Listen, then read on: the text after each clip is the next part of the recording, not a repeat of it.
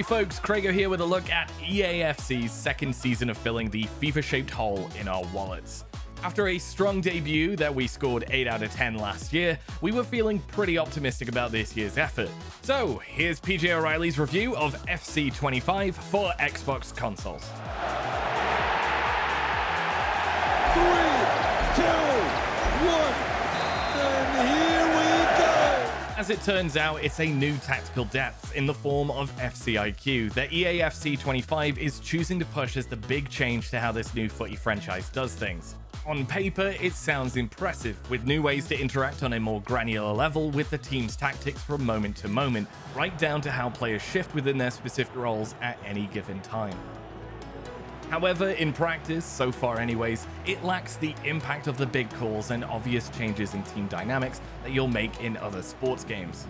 Of course it's different, a more subtle sport in many ways. We just wish you could feel these choices and changes more immediately on the field of play. A lot of the time we're changing tactics here and wondering, is this doing anything? Which can be a confusing and unsatisfying situation. We're not saying FCIQ is bad. We've definitely found ourselves far more interested in putting together tactical options to switch between as a result of it, and we look forward to investigating it further in the coming weeks. But none of this stuff is making huge differences to what goes on the pitch in reality. It's a staggeringly similar game to last year's, really, one that ebbs and flows in an almost identical way to FC 24. We applaud the addition of more tactical nuance though, and who knows, over time we may find ourselves getting more out of it. A chance might have developed, but not now. We have got to talk about how you switch between actual tactics in play a little here too. Once you set up your 5 or so separate team layouts, you can access them on the fly during a match. Kinda like how tactics worked last year, except now there are far more options, including suggestions from the computer when you're under pressure and so on, which is pretty neat. The issue, and we've always had this with EAFC and FIFA, but it seems worse now, is how unresponsive and sticky these menus can be when you're under pressure. Why can't they be zippier? We feel like we're making wrong choices and run out of time to choose an option way too often with this stuff. Make it easier, please. The other big addition, and it genuinely is the only other change of note this year, is Rush. This Kings League style Volta replacement has had an unusual amount of attention lavished on it in-game. It's everywhere, threaded through every mode, including Ultimate Team, and it's just not that great.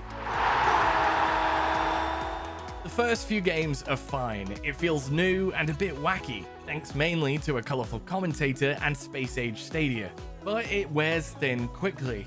Get a team of pals playing, or even ranked perhaps, and these quick matches can be tactical good times in the short term. But the servers are full of people who don't seem fussed with teamwork, so games tend to err on the tedious side of things.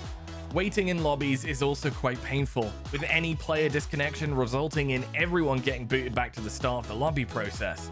It doesn't take long to push Rush to one side and get back to the modes you loved every year you bought this franchise in one form or another. And all of those modes are here, and for the most part, exactly the same. There are a few neat tricks added to your career mode, you get player stories and specific team starting points to spice up new seasons in different clubs, but this is overwhelmingly the same game as last year. Beyond Rush, which we can't see sticking, and tactical depth that many might just ignore, this is still a decent effort, even if it's somewhat messy and directionless. Every mode does what it needs to, you'll easily get a full year out of it and all that, but it's hard to feel enthused. The monetization aspects still suck, just as they do in 2K25 and all the rest of these big sport games nowadays. And just like 2K's effort, it feels more shameless this year than ever. With constant full-screen adverts for more and more crap to spend your real-world money on.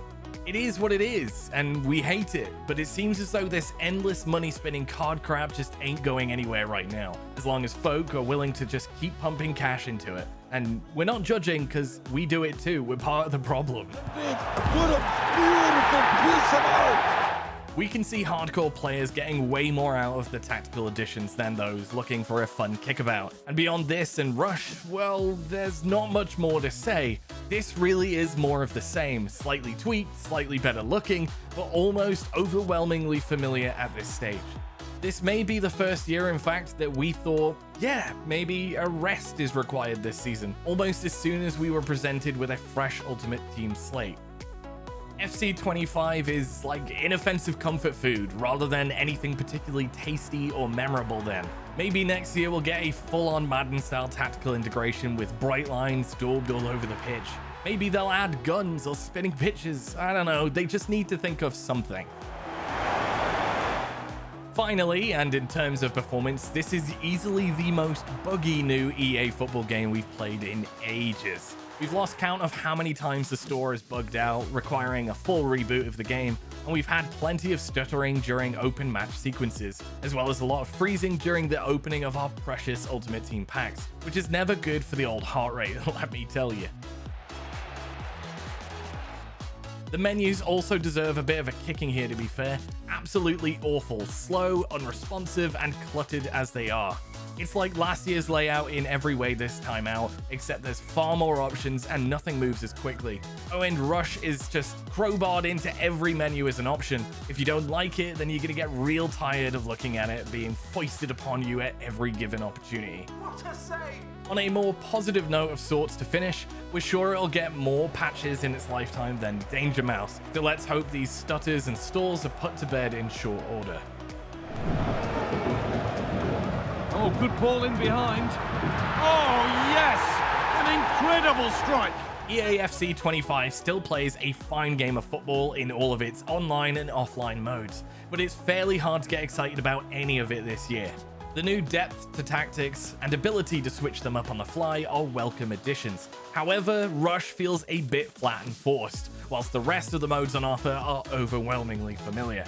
We can see what EA was going for, and it's worked in some respects, but the focus on Rush and a big lack of changes elsewhere make for a bit of an uninspired year in the land of football. I know, it's easy to be negative towards annual sports games like EA FC 25, and for the most part we actually do like it. It's still a good 7 out of 10 rated game, but it's a shame EA hasn't done enough to inspire much excitement for its latest effort. Now then, have you picked up FC 25, or will you wait for it to inevitably land on Xbox Game Pass next year? Let us know your plans, and all that's left to say is bye-bye for now. Cheerio!